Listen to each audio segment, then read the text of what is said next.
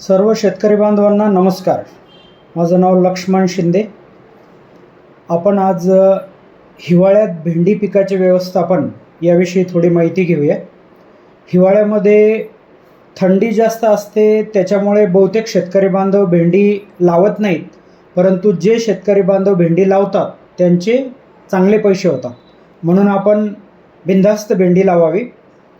भेंडी लावत असताना खताचं व्यवस्थापन सगळ्यात महत्त्वाचं आहे. आपण बेड भरताना 10-26-26 एकरी 2 बॅग अधिक महाधनचं बेनसल्फ एकरी 20 किलो हे टाकावे.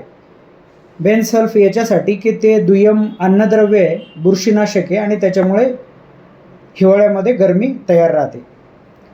त्याच्यानंतर 30 दिवसानंतर आपण 15-15-15 किंवा 19-19-19 किंवा 16-16-16 म्हणजे तिन्ही घटक असलेला नत्र, स्फुरद, पालाश हे टाकावं. त्याच्याबरोबर मायक्रोन्यूट्रियंट, बोरॉन आणि कॅल्शियम टाकावं. बोरॉन आणि कॅल्शियम हिवाळ्यात अत्यंत महत्त्वाचं आहे.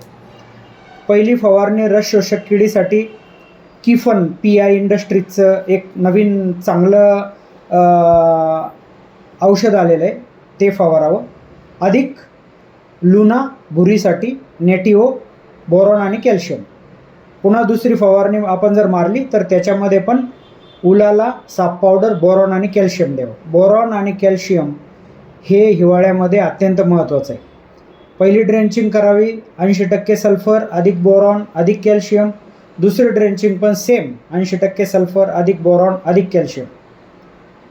हिवाळ्यामध्ये बेस्ट येणारं वाण कोणतं आहे, चांगलं वाण कोणतं आहे, तर हे आहे सन ॲग्री इंडस्ट्रीज कंपनीचं कायरा भेंडी.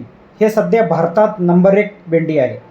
हिवाळ्यात पण जबरदस्त उत्पादन देईल आणि आपला चांगला नफा वाढवेल.